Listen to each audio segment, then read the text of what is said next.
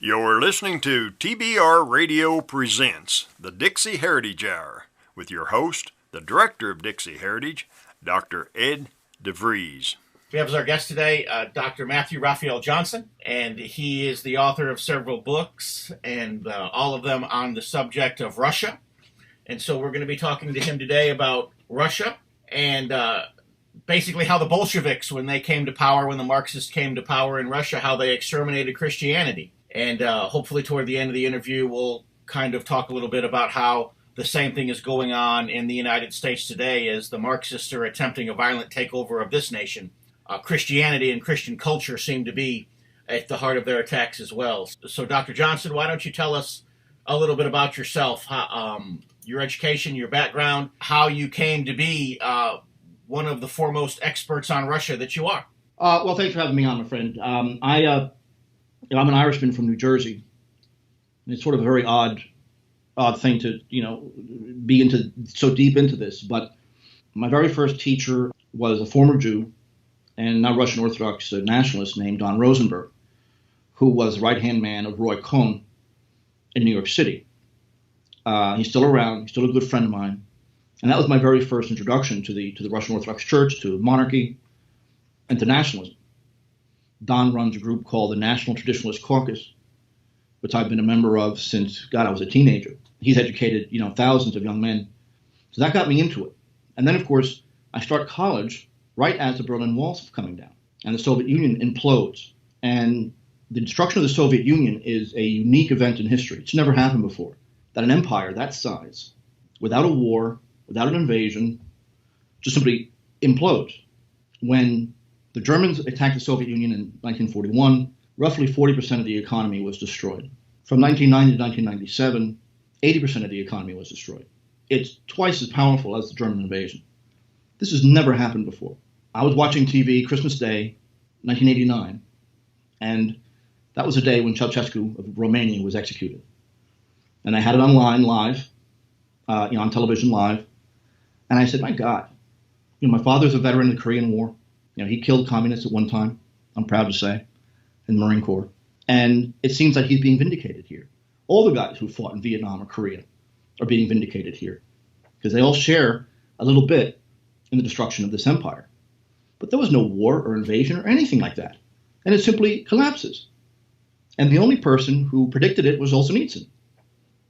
The CIA was taught right up to 1990, was going on and on about how the Soviet Union is growing in strength and growing in power.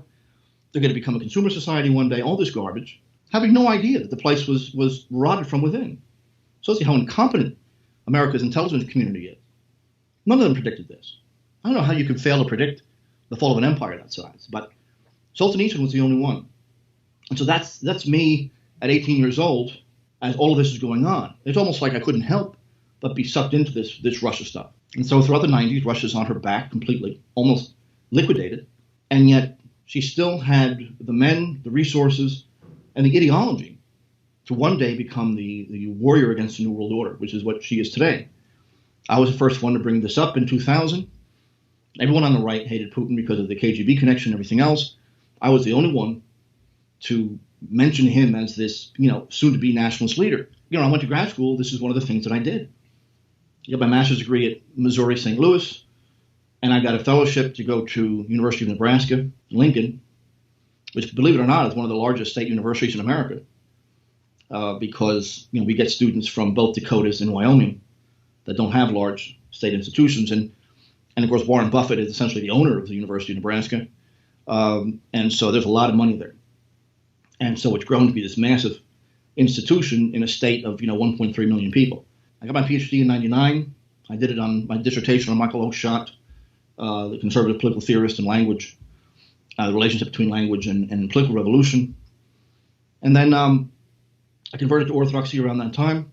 I guess the main thesis I have, my first book came out in the Barnes Review in 2002, I think, or 3, which was essentially an outline of what my rest of my life is going to be in defense of the Russian Orthodox monarchy, and which is a national monarchy.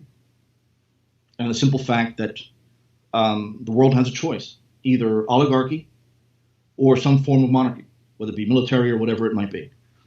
That's the single choice that And Russia's lived it in both extremes at one point or another. So, yeah, I have 8 books out on every facet of Russia you can imagine. I do have one out on Alistair McIntyre. I have one out on America's failure in the Middle East, or in the Islamic world, I should say. But overwhelmingly, my focus is on Russia and Ukraine, and to a lesser extent, the Balkans. My radio show is The Orthodox Nationalist, which have been very well received, which is shocking because it's all nothing but university lectures.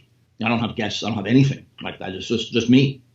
And I'm always a dominant draw wherever I go for some weird reason. Right. And my website is rusjournal.org, rusjournal.org. And so, this is what I do full time. I don't have any other job. I couldn't have another job if my life depended on it. And this is what I do full time now. And you're also a priest in the Russian Orthodox Church. Oh, yeah, I forgot about that. Yeah. I'm with the Russian Orthodox the catacomb body in Russia under Metropolitan Damsky Balabanov. And I've been a professor at University of Nebraska in grad school, and then Mount St. Mary's University for a long time, Penn State University for a couple semesters, Penn Highlands, a few other places like that, a bunch of online jobs like that. But eventually they find out who I am. And usually it's because I was the editor of the Barnes Review for a few years. It's usually enough to sink me. And it's, they're cowards. What can you say? But we know this going in. So yeah, that's my life.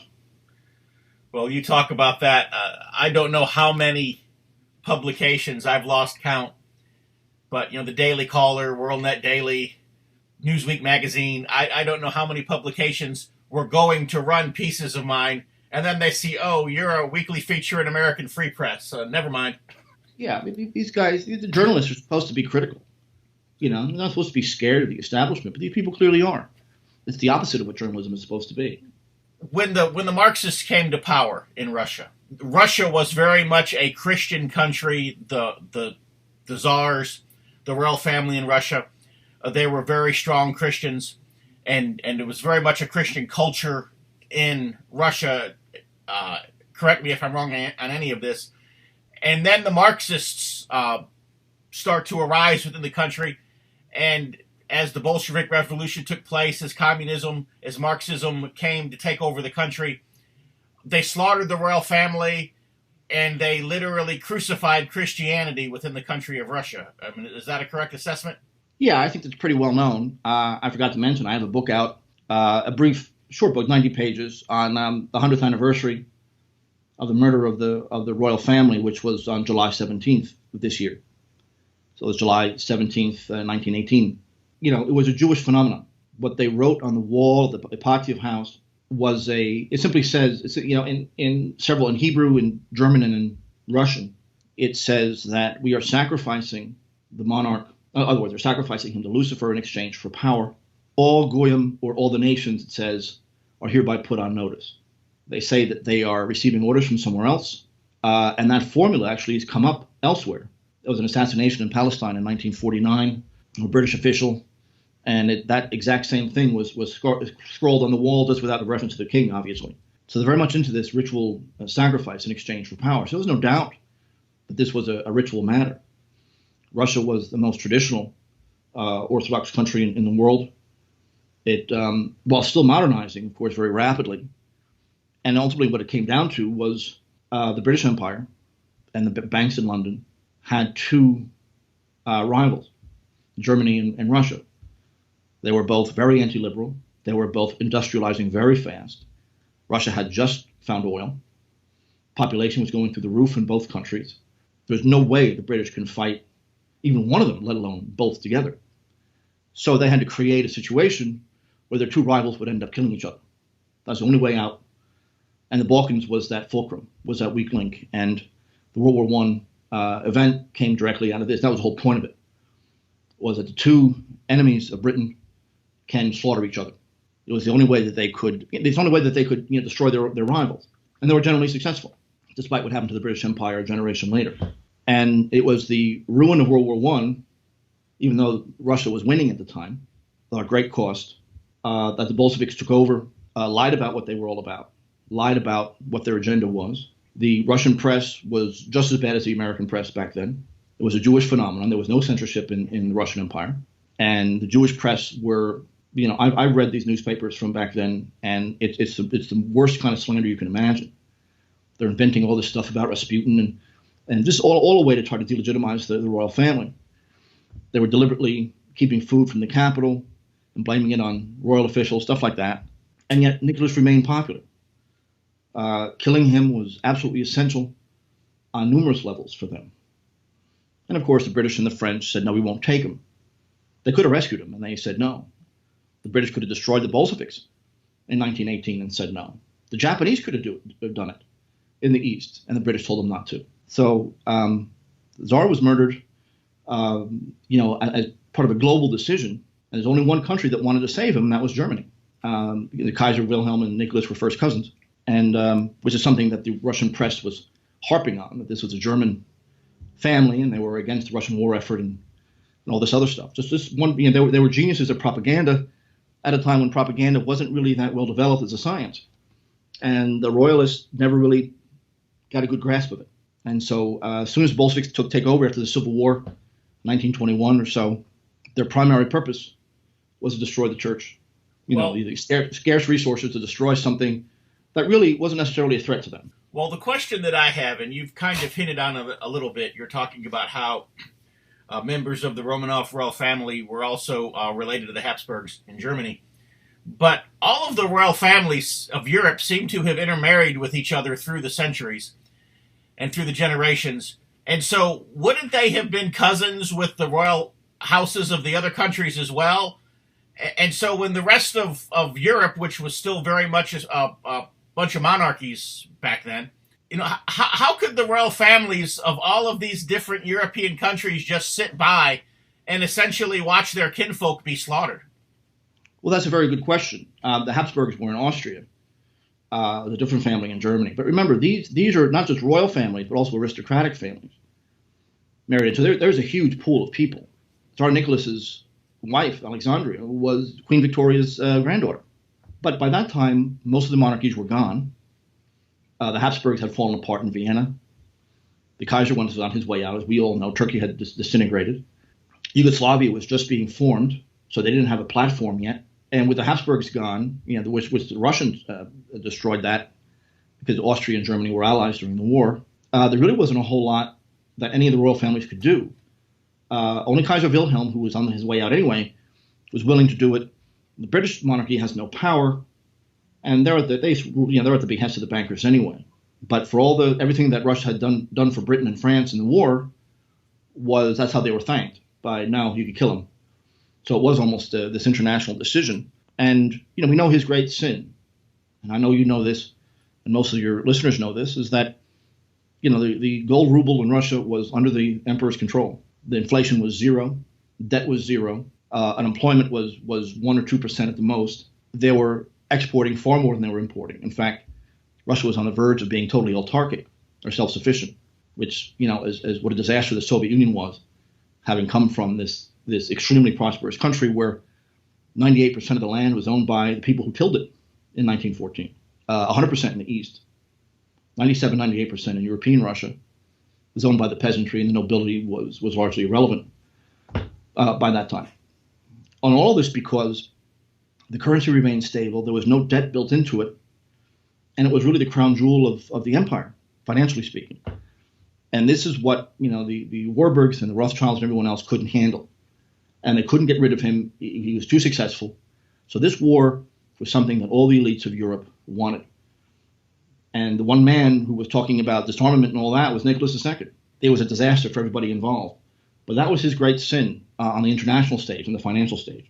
It seems like Russia was always the one country or the one force that prevented the bankers from basically establishing the New World Order. I mean, even, you go back to the war between the states, the war for Southern independence, the war of Northern aggression, whatever you want to call it, in this country.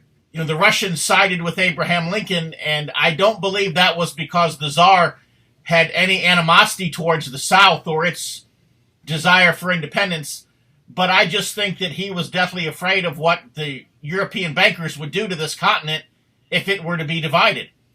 And so I believe that by siding with Abraham Lincoln and with the United States in that conflict, it wasn't that he was taking opposition to the Confederacy so much as he was sending a message to the bankers of Europe to leave North America alone. That's a great point. I'm glad you brought it up. At Penn State, I taught a Civil War class regularly. That's what they needed me for. And of course, I'm going to talk about the Russian naval intervention, both in the West Coast and the East Coast, under Alexander II. Here's the issue. You're not wrong by any means. But specifically, he was talking about London was the big threat. Because Russia and Britain are like oil and water, almost literally, when you think about it. Oil and Russian, water being the British Navy. And they never got along. The anti-Russian stuff almost always comes from Britain. Yeah, Russians didn't care one way or the other. If anything, they probably would sympathize with the Confederacy because of the agrarian centered nature of it. The South had feelers out in London at the time. The British were very much interested in siding with the Confederacy. But they said, you need to have more victories. We need to see you make progress. We need to see you win a few major battles. And then we'll see about coming to your side. And it's one of the reasons I think Lee invaded the North, was to show the British that, not only are we winning, but we can now take the war to their territory. It was precisely around that time, or just before it, that the Russians intervened. It had everything to do with Great Britain, had everything to do with British bankers. Is that the British will not side with the Confederacy, because that would mean utter British domination of the grain trade, and because they'd be, the big shipping agents from the southern states. So yes, you're absolutely right. It was a war. It was a warning to the bankers of London that you're not going to colonize the South, because it would have been the merchant fleet of the Confederacy had they won. So this is why that was the main concern behind the naval intervention, was to keep the country together, in the sense that Britain couldn't then take this portion of it and essentially rule it as a merchant marine fleet.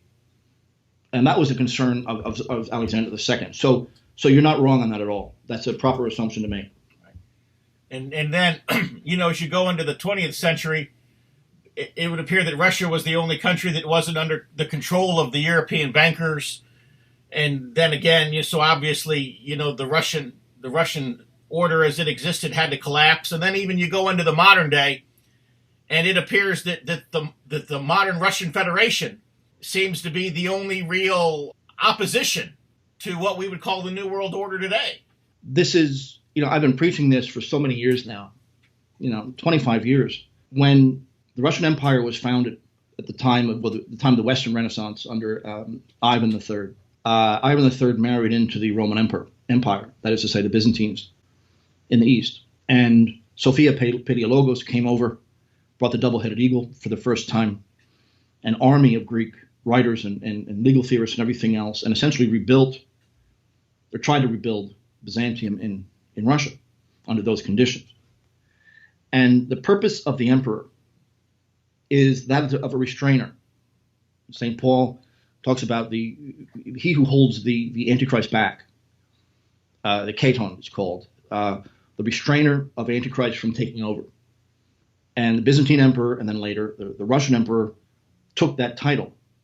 But that's our job, is to keep Antichrist from functioning, keep him from taking over. That was the whole purpose of the Russian Empire from Ivan III onward, centuries ago. And it seems to be such a default mechanism in the Russian mind that Putin is doing the exact same thing. That the monastic Republic of Mount Athos in northern Greece, it's the only autonomous, purely monastic society in the world. It's technically a part of Greece, but it's totally autonomous. This is the monastic capital of the Orthodox world. It has the most influence and authority of any other body. I say influence, not necessarily power. And when Putin visited there 3 years ago, I think it was, they insisted that he stand in the place of the emperor. It's like a stall on the sides of the church during the liturgical services. That position, that throne, hadn't been occupied in a very long time. and they insisted that Putin take over. I don't think he was very comfortable with it at the time, but it certainly was not his idea. And it shows you what these monastics think of him, and that he's rescued Russia. Russia was, as we all know, Russia was disappearing, and had that been the case, the entire world now would be colonized. But the Shanghai Cooperation Organization, or the Union of Russia and China in finance, means that the U.S. can't penetrate these parts of the world. And they're throwing the dollar out. They're selling their treasury notes. And there's nothing the U.S. can do about it. And where the U.S. goes, that's where liberalism goes. The United States job, it seems, is to spread liberalism wherever it goes, by the point of a gun. So we're not talking about the America of the fathers, as founders, we all know. But this has been Russia's job for centuries and centuries. And Putin is simply following in that path. So you're exactly right to bring that up. You're exactly right to see a connection. And it's so part of the Russian mind, it's almost a default mechanism.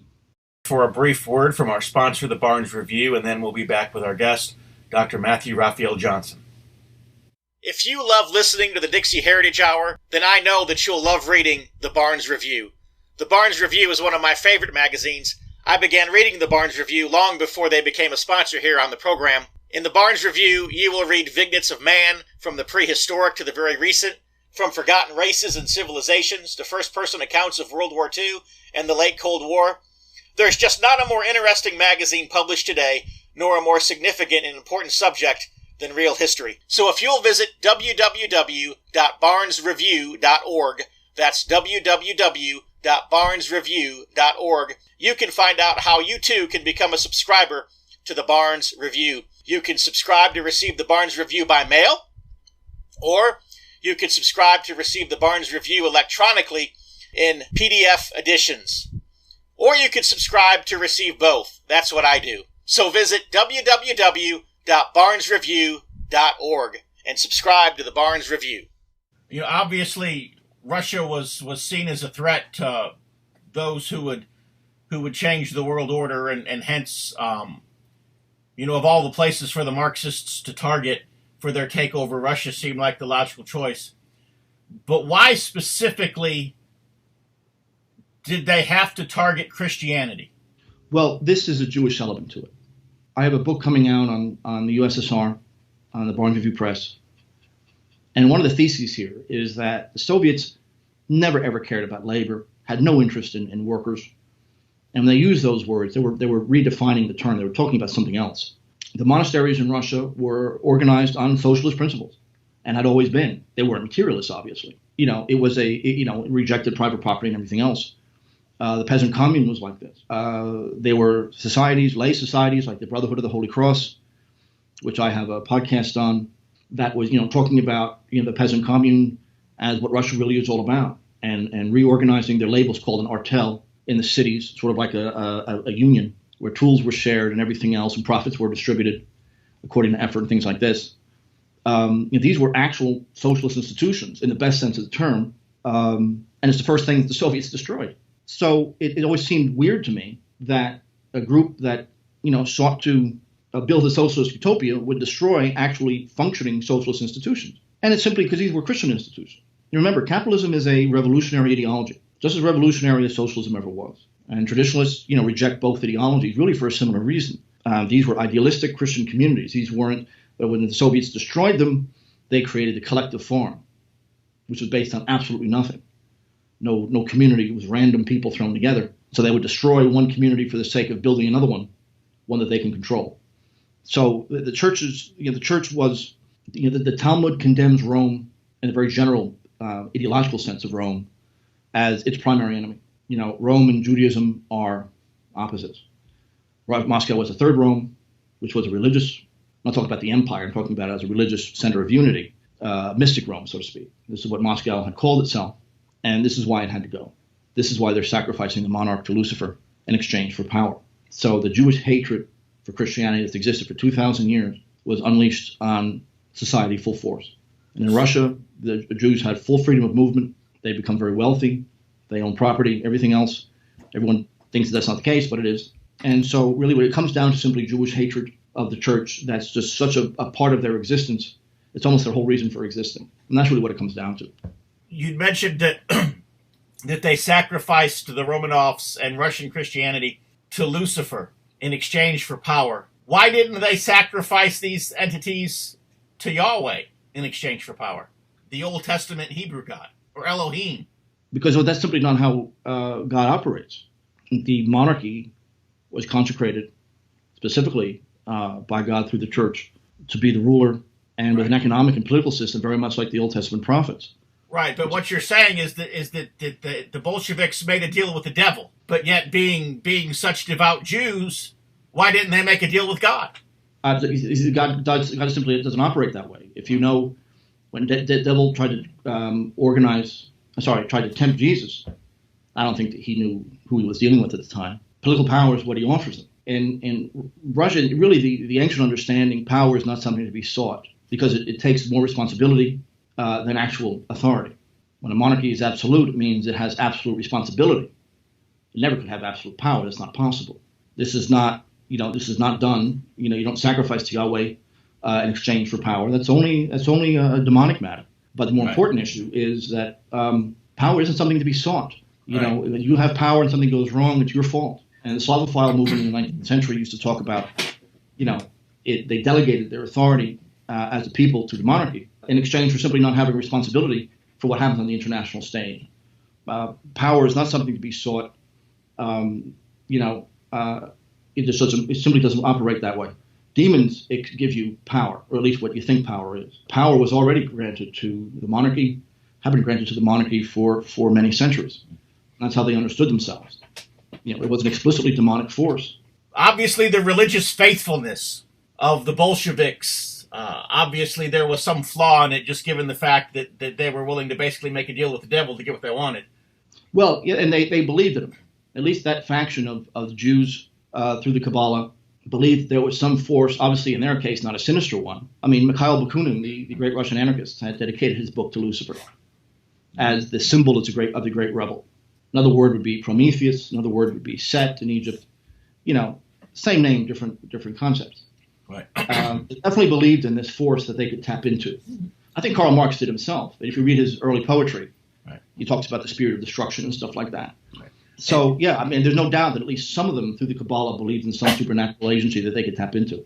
Of course, we're getting into things that a lot of our readers, or rather listeners, would not understand, as far as, the difference between, say, a Talmudic Jew and a Kabbalistic Jew and so forth. And a lot of people wouldn't even know what Kabbalah is, but Kabbalism, if you will, often does have a very Luciferian element to it.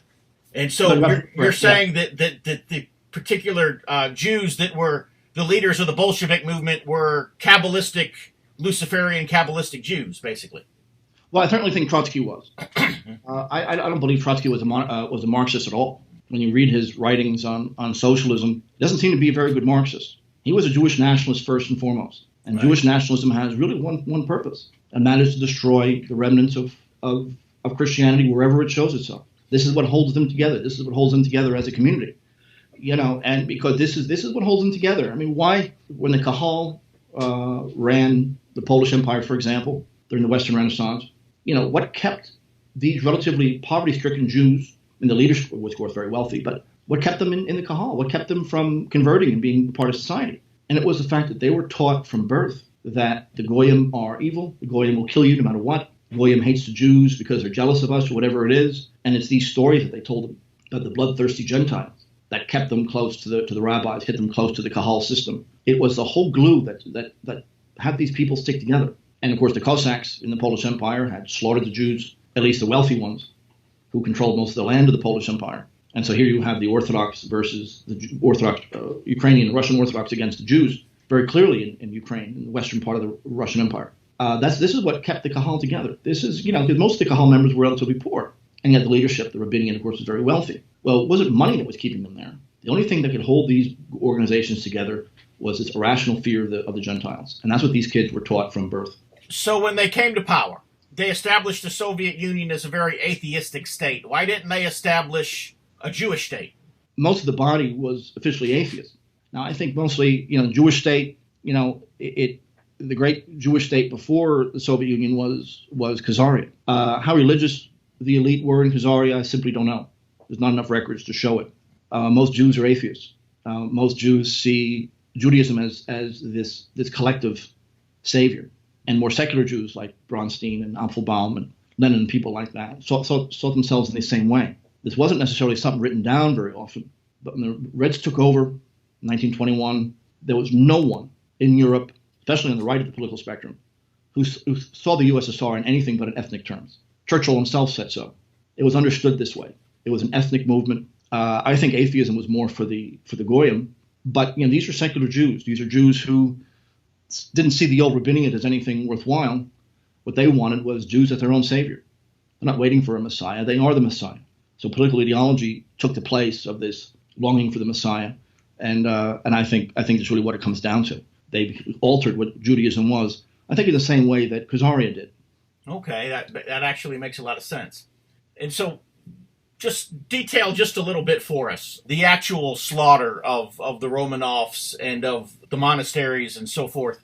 I know we talked about how horrible it was, but we've not really laid out the details of it, just so that our listeners can understand just what a bloodbath, just what a purge that it was. Why don't you just give us a little bit of the detail of that? Lay out a little bit of that history, the bloodshed, if you will, with which these Bolsheviks came to power. Well, the first excuse was the Civil War led to great famine, and Bolshevik economic policy was such a disaster from day one that they survived based on Western aid, especially American aid. The USSR survived because of American aid through Woodrow Wilson and his successors. The Bolsheviks used taking the church valuables to melt down or to sell in exchange for food, which, of course, the church simply has no power to give that over. Now, they gave lots of money for famine relief, of course. But that wasn't what the Bolsheviks wanted. They had no intention of. They were being fed by the West anyway. So they went to their newspapers and said, the church wants everyone to suffer. But, it's like saying the Pope owns the Vatican or the president owns the White House. But these aren't, bishop's property to do with as he pleases. Most of this is consecrated items anyway that they couldn't turn over no matter what. But that was the excuse used to begin the slaughter. Something like 15,000 parishes in Russia, at least in 1918. By World War II, they were down to a few hundred.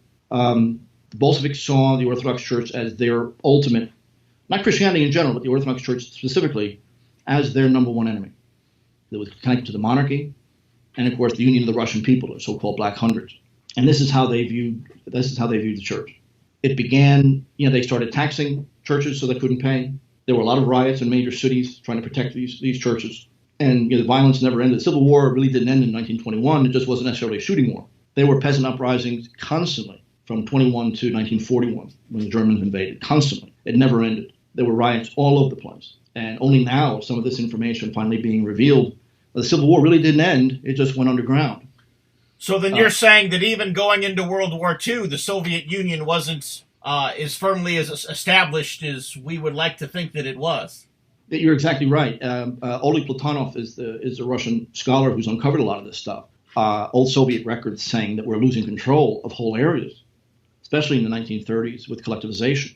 So I have to ask the question then, why did we ally ourselves with such an unstable body? Well, I think, well, we're going to put it this way. I think the first thing is because the financiers of the Bolshevik Revolution were your major bankers of the West, and these were the most powerful entities in the Western world. So that's clearly the first thing. The second thing is I think, Western capitals were getting this propaganda line that everything's okay here. Only a handful of picked journalists were able to go over there. The famous Walter Duranty story that there was no persecution of Ukrainians and under Stalin and all that kind of stuff. So the Western leadership was getting all kinds of crap about it. You didn't have any real Russia specialists at the time. You couldn't study Russian history in the United States, not until the Cold War. It was extremely rare to find someone who was knowledgeable on Russia in Great Britain or in the U.S. Except for the post-war era. So they're going third hand, fourth hand, getting their information usually from the Soviets themselves and their newspapers and their institutions. They had professors over here in the West and all this stuff. This is where they're getting their information from. I think the Reds were far more unified than the Whites were. And so if you're going to have to pick one, apart from any other consideration, the Reds had a firm ideology. They had iron discipline in their ranks. This is what they thought the best bet was at the time. They wouldn't know what Bolshevism was if their lives depended on it. Even today, most people don't know what it is. So, they just saw stability here.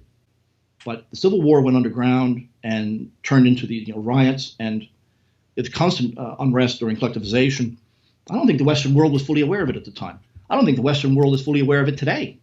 I'll say I was reading, and you may have been the author of the piece that was in the last issue of the Barnes Review, talking about literally how the Romanovs were hunted down. In other words, they weren't just allowed to go into exile and into hiding. I mean, they were literally hunted down like wild animals. Well, yeah, that was me. And they were captured on their train. The railway union was mostly pro-Bolshevik at the time and were imprisoned. They were moved around quite a bit. And the Bolsheviks' great fear was that if he's taken by the whites, that'll be a rallying point because he was a popular man.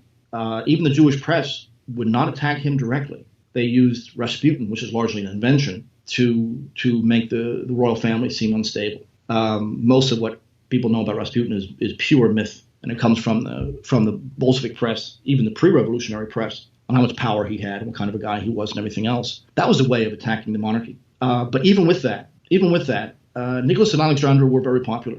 And had the whites been able to liberate him, and one of the reasons that they claimed to have killed the royal family was that the Czech Legion was closing in. The Czech Legion being World War I POWs who were fighting for the Austrian Empire. They, of course, once the war ended, they broke out of prison, since that system was now gone, and joined the whites. And so here you had this group of combat experienced guys from Czechoslovakia, or the Czech Republic today, we would call it, Czechia in Europe, and they were closing in on Katerinburg. That, I guess, was one of the official reasons. Now, the press release that the Bolsheviks sent out to the world said that we tried Tsar Nicholas and executed him.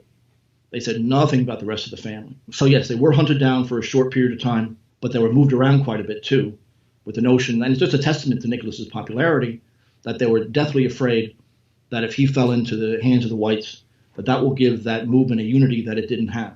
One of the reasons the white armies lost was that they didn't have a unified political vision. Remember, the whites were the army of the provisional government, not the royalists. The provisional government, Kerensky, that was the white army. That was his military force. Now, there were monarchists within it, but I think that's a minority.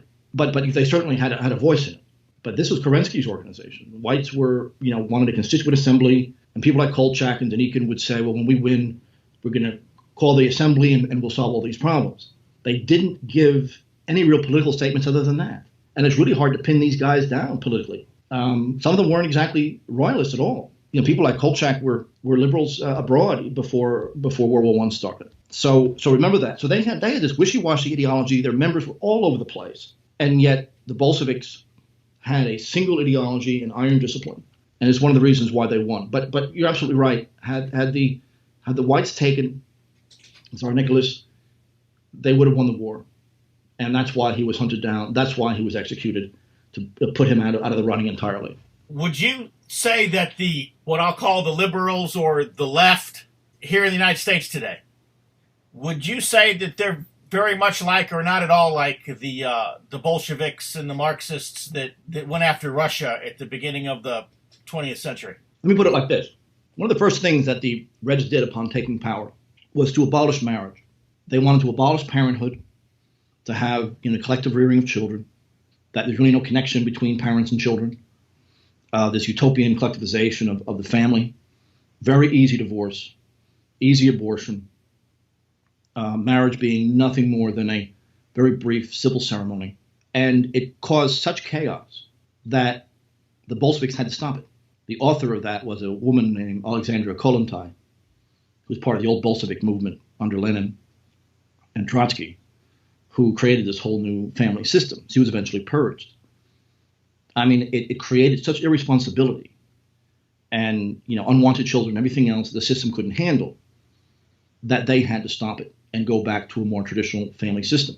But what I just described to you is the law today in America. Children being separated from their parents, easy divorce, easy abortion, marriage is almost meaningless, family falling apart. So, in other words, what was too radical for Lenin is now the law of the land in America. What was too radical for Trotsky, they couldn't take it anymore, is the law of the land in America. Well, you hit on something, and I'm going to go ahead and comment on it here, because I was saying this a few weeks ago when Nancy Pelosi and what's her name, Pocahontas, Elizabeth Warren, Chucky Schumer and some of the others were talking about how horrible it was that the Trump administration was separating children from their families at the border, and what a great evil and atrocity against humanity that was. I thought, well, I'll hold your words as sincere when you abolish the agencies in all 50 states that do the same thing hundreds of times a day. Well, you know I'm the victim of this system. I was put through a so-called no-fault divorce. It's one of the most corrosive elements in any society. You and I both know, and I guarantee you almost every one of our listeners knows, that if there's one area that the left has surrendered, it's the family. Because there isn't a sociological study out there that doesn't say that intact families are nothing but good for a society. Broken families lead to illiteracy, drug addiction, alienation, mental illness. Everything negative you could think of in a society can be clearly traced to the breakdown of the family.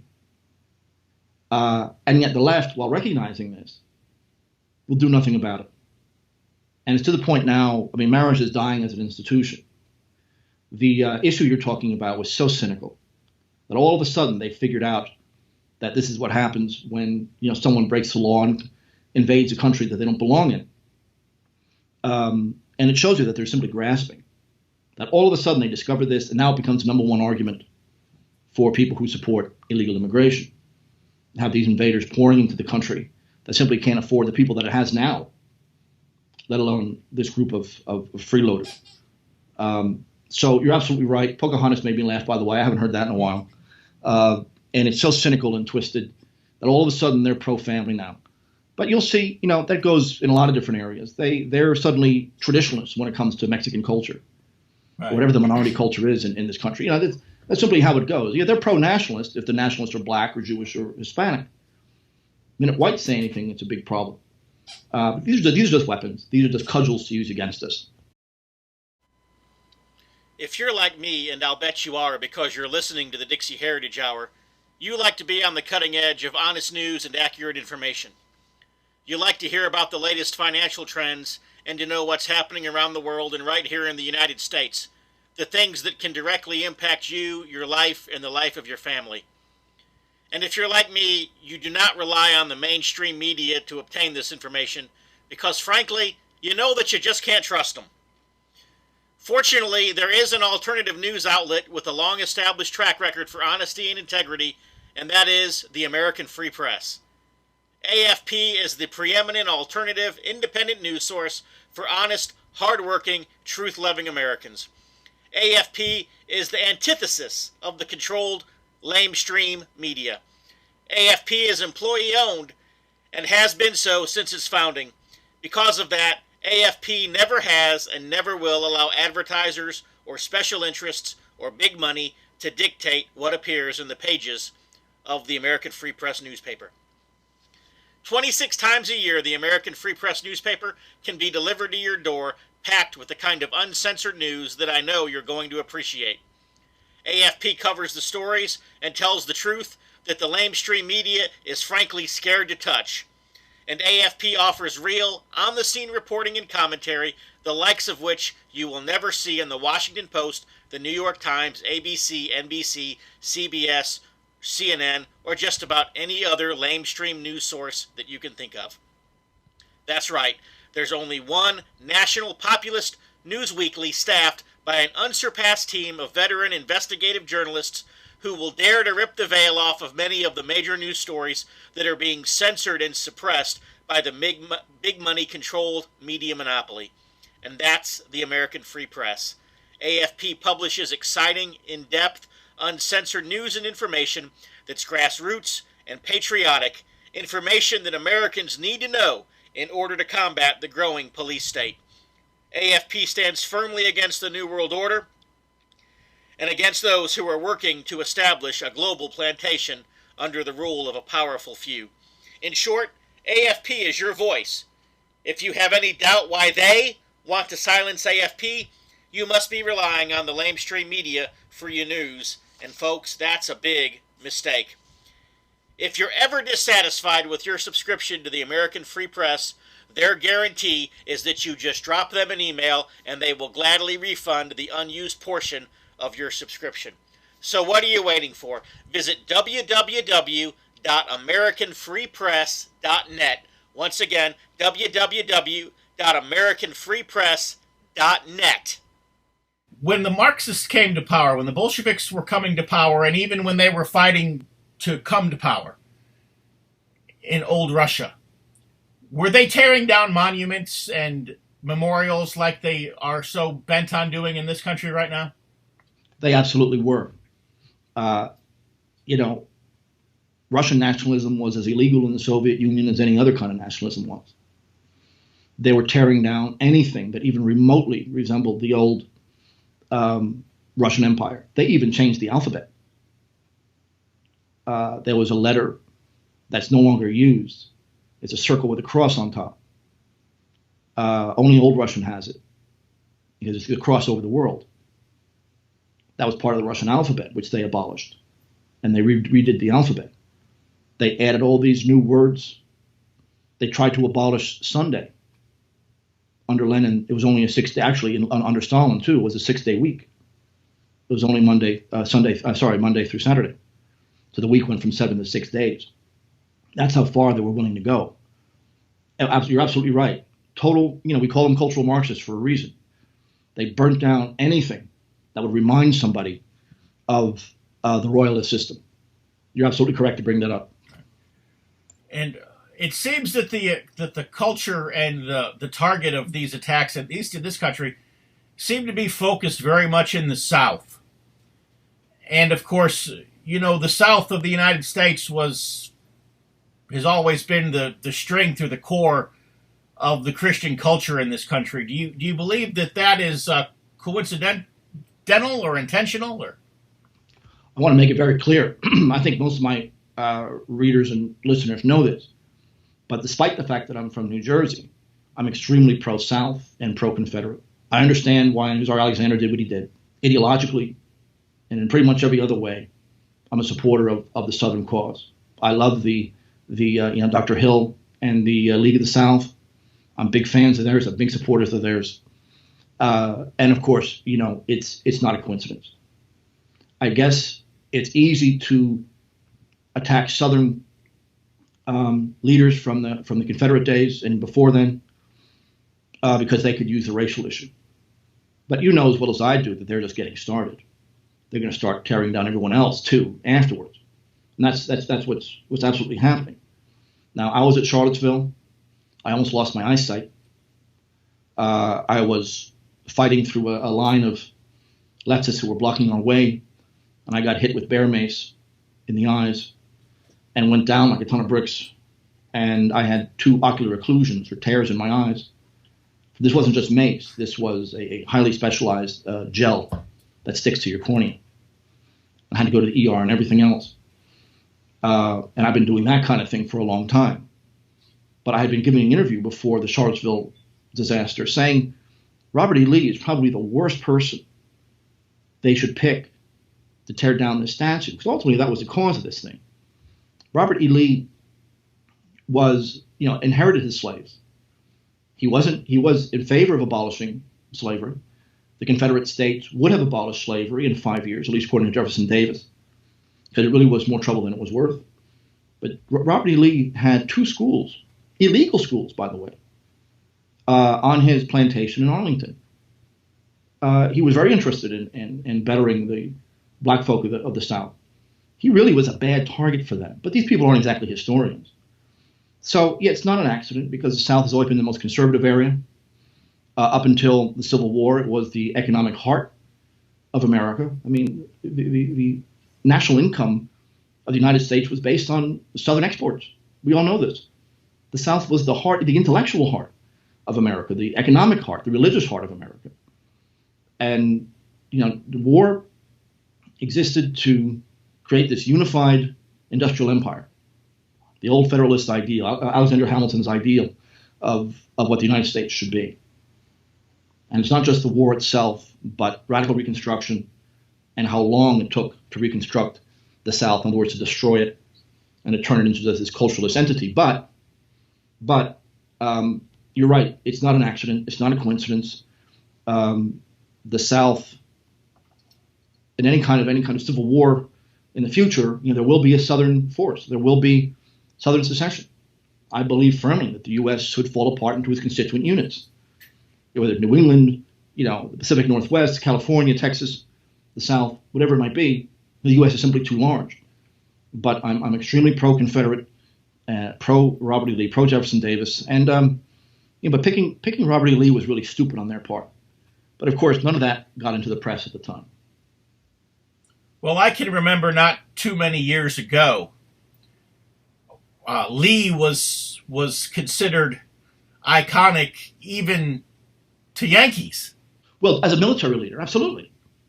Was he first in his class at West Point? Yes. I mean, I remember not too many years ago when people attempted to criticize Robert E. Lee, they had to criticize him for his virtues because they couldn't find any vices. You're exactly right. You can't say that about General Grant, though. Exactly, yeah.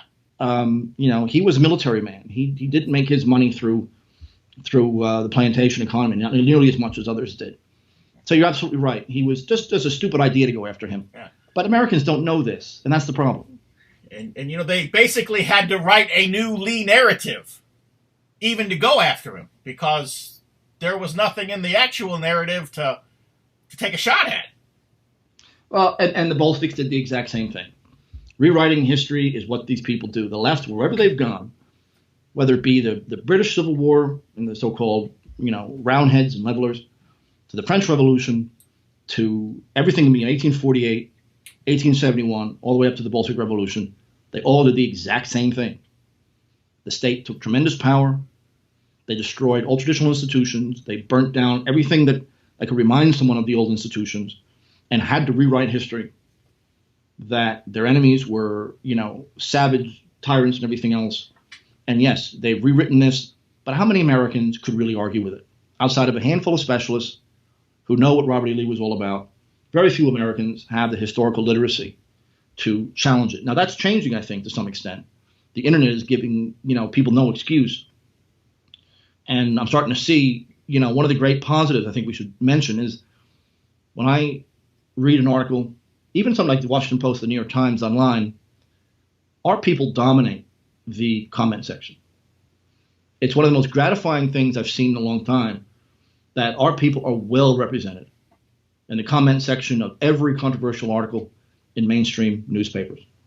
It wouldn't surprise me anytime soon they're going to simply just do away with comment sections in general. So this says to me that there's a change in the air, that Americans realize, at least the best of Americans realize, they have to become more literate in these things, or they're going to be next. Obviously, the traditional Russians lost way back yonder in history in the past, and so we can't look to them as an example as to how to win this culture war. But do you have any advice, basically, as to how our culture and our country might fare better than the old Russian culture and country did? Well, the first way to answer that is to see why the whites lost. And I think we already covered part of that. No ideological uniformity. They were decentralized. They didn't have a central core like the Bolsheviks did. But as far as the United States is concerned, there's a few things. Number one, Christianity has to be at the center of it. There's no culture in Europe that didn't come out of Christianity. That's number one. Number two, stop attacking each other. I mean, if there's any vice that our people have, it's that. The minute someone gets any kind of influence, there's a faction that attacks it. Louis Carto had his empire destroyed because of Mark Webber, because of that whole group out there in California. It's always from within. If you listen to anything I say, please stop this constant personal attacks of our own people. I mean, outside of extreme levels of immorality, you don't punch right. That's a big one. Number three, creating an economic environment that could allow us to detach from the regime as it stands, to creating our own institutions. Number four, regionalism is important, because when the dollar collapses, when the economy goes down the tubes, there will be drives to secession. I mean, there already are. Secessionist movements all over this country are growing by leaps and bounds. And of course, one of the biggest ones is going to be the South. And I think what's going to happen when the dollar finally collapses, that there'll be an irresistible drive for the U.S. to fall apart in its natural units. And there's absolutely nothing wrong with that. Hawaii should be independent. California should be. Heaven knows that they need to detach that from the U.S. That's for damn sure. New England, Mid-Atlantic, all these different units that have more natural cultural connections than this monstrosity of the 50 states. It's not a nation; it's a confederation. And so these regional movements have to be extremely important. And most of all, and I'll end with this one, most of all, we need to specialize. We can't have these people who claim to know everything. Because what it ends up being is they know a few slogans about a lot of things, but nothing in any depth. Our people have to figure out what they really love, what areas they really love. Is it country? Is it an issue? Economics? Science, whatever it is, and get deeper and deeper and deeper into that one area. Theology could be any of these things, but to be focused. Find that one thing that you're really good at, that you know you can contribute to the cause in. Let's say public policy, budget issues, House of Representatives, Social Security. That takes 20 lifetimes to read everything on that. We have to specialize in something that really is useful, that makes us happy, and that we really can get deep into, and stop trying to, believe that you could know everything. Because when you go up against a specialist, you're going to be torn apart. Focus has been my preaching for many years now.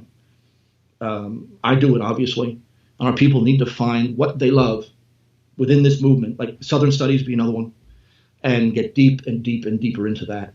And so we know who to go to when something comes up.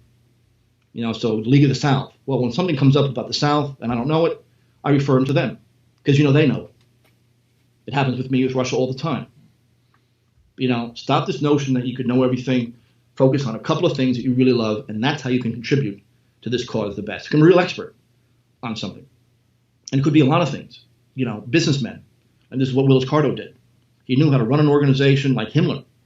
He was a genius as a financier. That's in short supply. There are guys out there that are giving our people jobs. There's a welding company out there that's been giving our people jobs for a while. I can't think of who it is now. Created a base. We need to create institutions such that when the hammer comes down, we don't need the society anymore. Like the Amish. That you just, when things fall apart, our institutions have to be in place such that not only can we survive it, but we can rebuild afterwards. There's no doubt in my mind the system is going to collapse. The dollar is on the verge of collapse. The Russians are talking about it. The Chinese are talking about it. Even the Japanese are talking about it, believe it or not. Ireland just dumped like $15 billion of its T-bills. Ireland, I didn't even know they owned that many T-bills. But they just did. No one wants to touch American currency anymore. The Russian central bank has been nationalized now under Putin. And the reason he's nationalized it is so that he could join with the Chinese in finally kicking the dollar out of international, not just energy, but all kinds of commerce. So it is going to collapse. But it's going to be meaningless for us if we don't have institutions in place for us to function. Churches are a big part of it, economic institutions. So in other words, to make the current system irrelevant to us, simply to have our own institutions such that we don't need the system very much. And, that's hard to do. A lot of that work isn't glamorous. Even stuff like the Northwestern Imperative, these kind of things, I can respect it. That's what they're trying to do. Build our own societies, our own communities. That's really hard to do. And people don't like spending money on our side. We know that. But it's absolutely essential. But even if the U.S. doesn't collapse, which I can't imagine how that could be, but even if it doesn't, to render the system irrelevant, that we don't worry about getting fired because we have our own people. If you're going to get fired, it's because you're an idiot, not because you're a rightist or something like that. Right. The economy is kicking us out of it. We have no choice but to do that. So that's my opinion on the matter. Well, thank you. I appreciate you taking the time to be with us today, and I definitely know that you've given not only myself but all of our listeners quite a lot to chew on for the next week. That's what I do, my friend. This is all I do. 24 hours a day, 7 days a week for almost 30 years now. So I appreciate that. Out of time, so no closing monologue in this week's TBR Radio Presents the Dixie Heritage Hour. I would like to encourage you to go to our website, www.dixieheritage.net. And so until next week, from all of us here at TBR Radio Presents the Dixie Heritage Hour, God bless.